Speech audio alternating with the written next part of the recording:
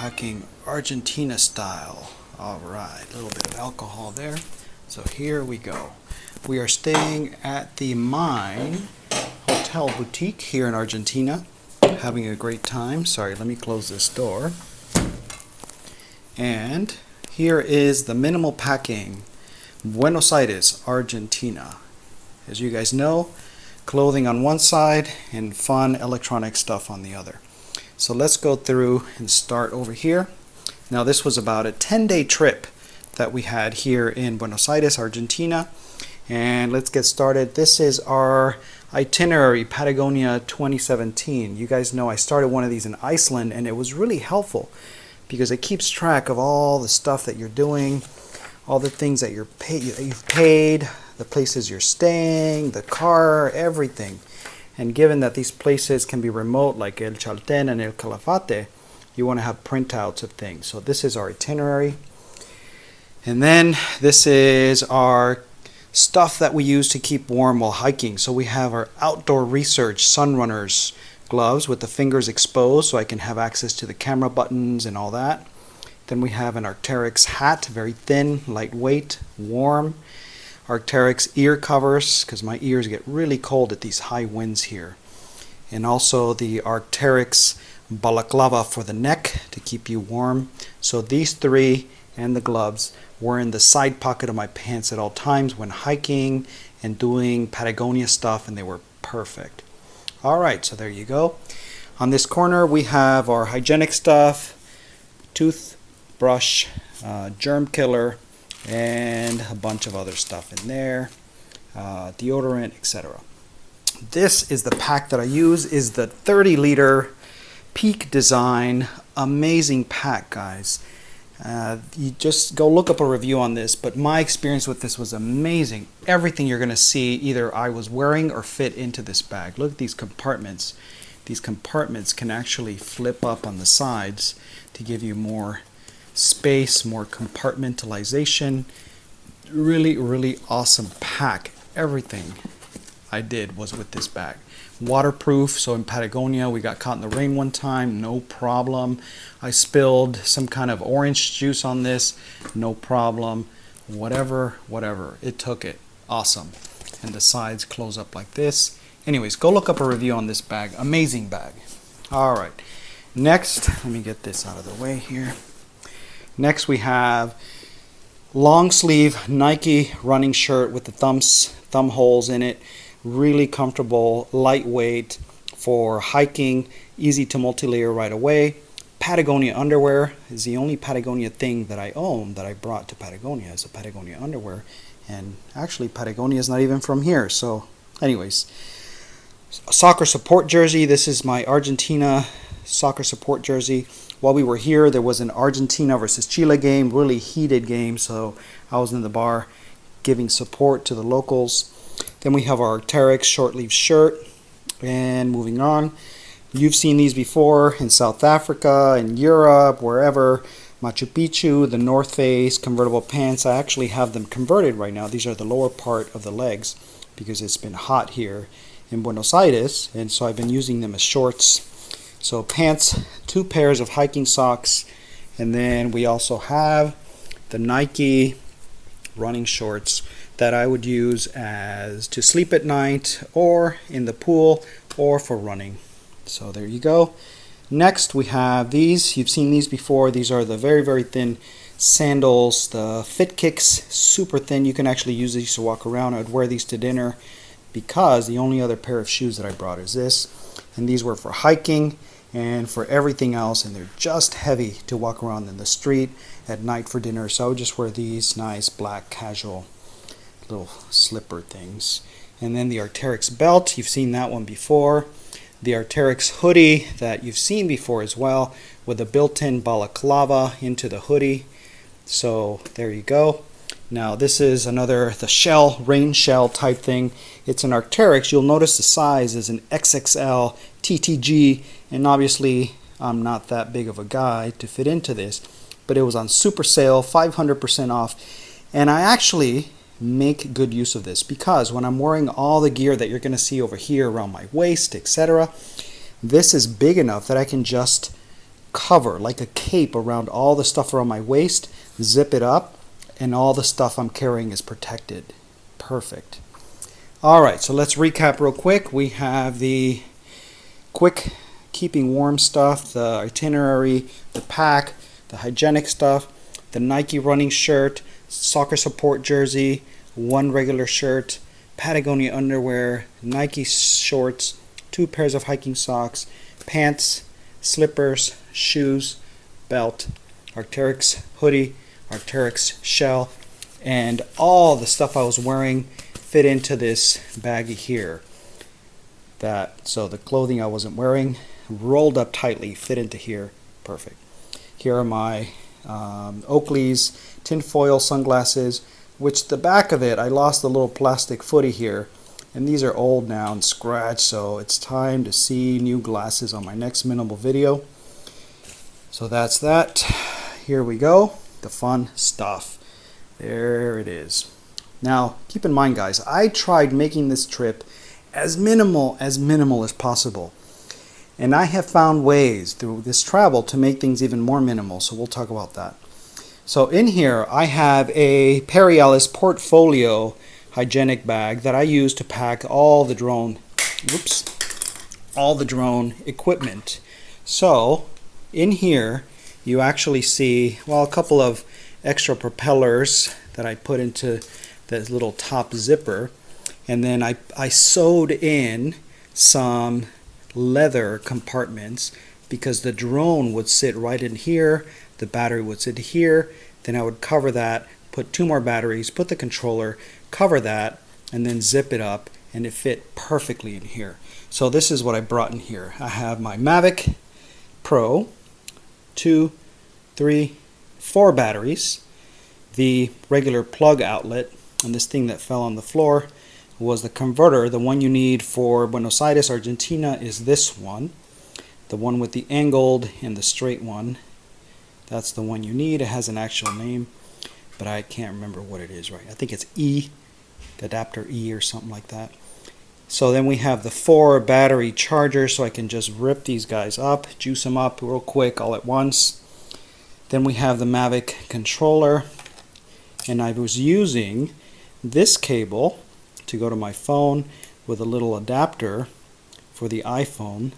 So this way, it's multi-purpose. It gives me a little more reach when you put that into here so that the charger connects to the iPhone through this, and you would know what that means if you have a drone, but it helps out a lot. So there you go, that's the drone stuff. Here we have the iPhone stuff. So I have the iPhone 7 Plus, which I'm using to record this, so you don't see it here, but this is the area for iPhone. So we have the Mophie juice pack, really good juice pack. I need to charge that up, one light. But whenever I would use my phone on the plane, got the battery low on the phone, then I would put it into the Mophie, boom, charge it up. This is an iPhone grip, so you can put the iPhone in here and then sit that or put it into a mount right there. And you've seen this guy before. This is the Atom Elements 128 gigabytes iClips with workouts and things that I use to stay fit on the road while I travel. Now this is a little plastic cover for my phone, and you see this little string. We'll actually put little holes at the end of that on both sides, because I figured if I put that, this can hang on the airplane on the seat in front of me, and I'll have to show you a picture of that right here. Check that out. And then when I'm done, I just tuck the string back in, slip my iPhone back, and this stays in the back. Really nice, very slim, perfect solution for that. Now next we have this Gorilla Mount. This I used a couple times, put it on sides of poles or on stands, etc. Very good stand. You guys seen this one before. The Apple Watch, keeping track of my calories, keeping track of my breathing, make sure I don't stop breathing. Then we have this little astronaut pen or whatever it is from REI to fill out documents. When you're on the plane traveling to foreign countries, they always want you to fill out forms, and sometimes they equip you with pens, but most of the time they don't, so that's convenient. All right, what else do we have here? Okay, this is the one disaster of this trip here, guys. I was hoping this would be a solution, a minimal gimbal that I would use with the GoPro. But as I was using the DJI Osmo Mobile, I don't know what happened, but I think this back motor burnt out, or I need to firmware update this product or something. But halfway through my trip, I was trying to use it, and it would just kind of start jittering, and it would just not do what I wanted it to do. And it's a little bulky, so I think this one you're not going to see in my next travel trip. It's going to be a different gimbal that I'm investigating, so stay tuned for that. All right, GoPro stuff. Since we're on GoPro gimbalizers, we have the Bose earphones that I'm using right now to record this, and I'll tell you why in a second. And we have the GoPro little baggie where I would put a lot of GoPro accessories. We have a motorized circular timer that I would use a couple times to make some motion time lapses circling in an area.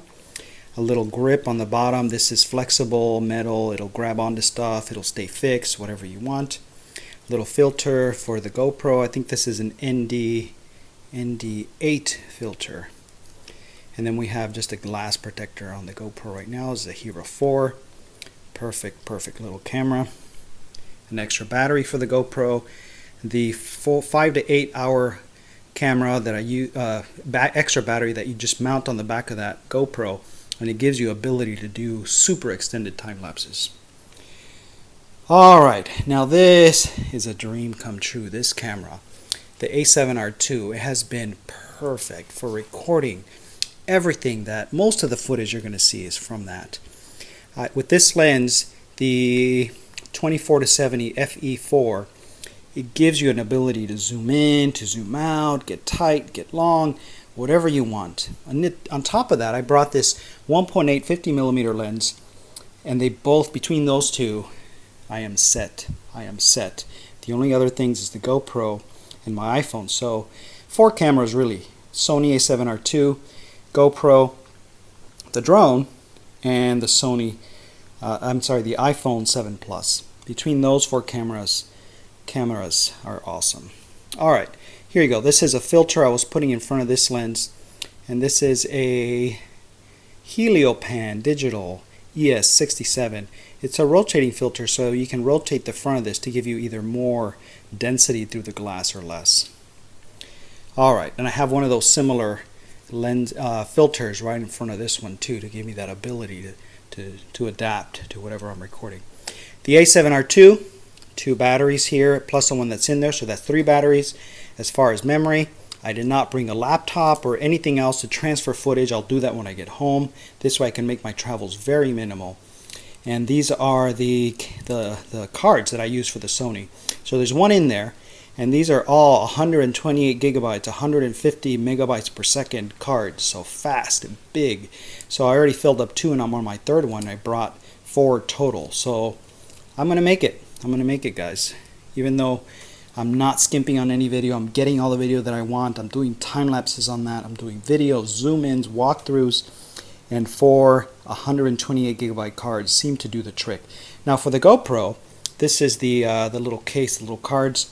So I brought with me the 64 gigabyte cards, the fastest, the most extreme cards that you can get for the GoPro.